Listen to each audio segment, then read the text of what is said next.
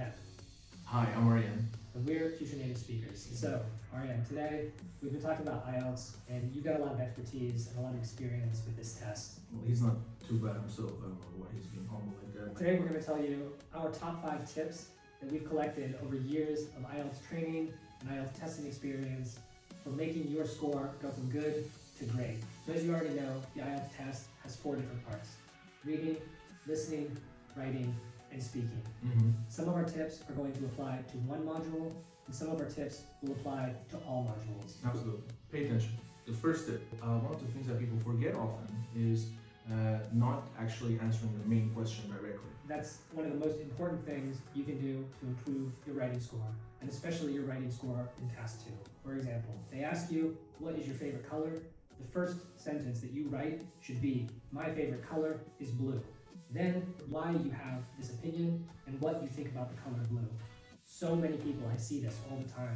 They want to say something like, there are many beautiful colors. I love many different colors. Color 1 is very good. Color 2 is very good. But at the end of it, don't do this. The best thing you can do is answer the question precisely and immediately. Then you can support it with written evidence. Absolutely.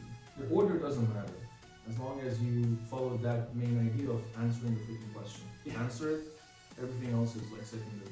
Okay, our next tip is in the reading section. A lot of people just scan for keywords. You can't do this. Our tip is that you scan for structure, not just keywords. Absolutely. You have to kind of look at the bigger picture of the paragraph as well sometimes. Like the whole paragraph itself has a purpose, right? The purpose has to be either you can write it down somewhere, like on your piece of paper that you have during the exam, or somewhere when you're practicing at home. You have to always remember that taking markers like for words is not necessarily like only the vocabulary or the words themselves that are important, but it's actually the paragraphs themselves that have a certain purpose. So you have to always remember that, because when you go back to read the paragraph again, you want to remember what it was about. And you don't want to waste time reading it over and over again every single time. Yeah, well said. The next tip, speaking.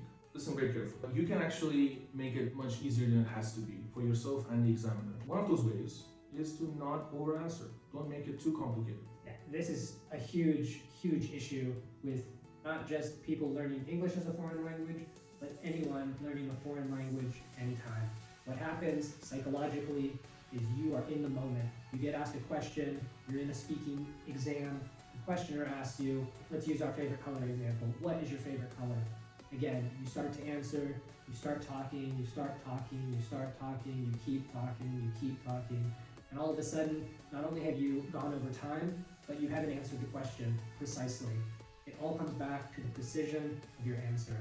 Okay, our 4th tip to improve your IELTS score is to simulate real testing conditions as frequently as possible in the lead up to the test. Yeah, I mean, nothing beats that. Like, simulation is key, it's everything. Like, the more you simulate, the better your chances are at getting a higher score.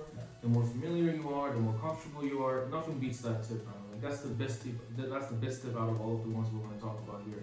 And you have to simulate it. You don't need a teacher for it sometimes. If you're doing reading and listening, do it at home by yourself. You don't need anyone for it. Just repeat, and succeed, right? But last but not least, reverse engineer the bad descriptors. Yeah, so what does that actually mean? So many students come to an IELTS prep class, and the first question I ask them is, so have you opened up the IELTS website and read the band descriptors for the band that you want to achieve?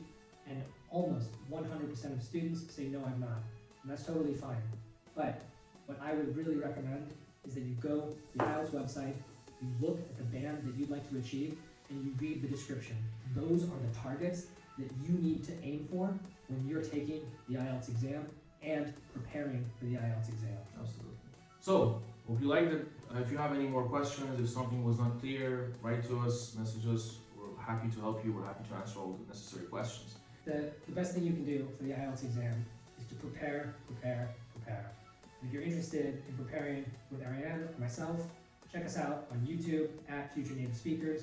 We're on Telegram, where we post tons of free content, videos, by the way, that we only share on Telegram at Future Native Speakers. And of course, you can check out our website, futurenativespeakers.com.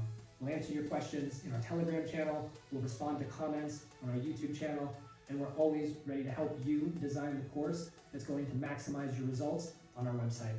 So get in touch with us. All right, bye guys. See you.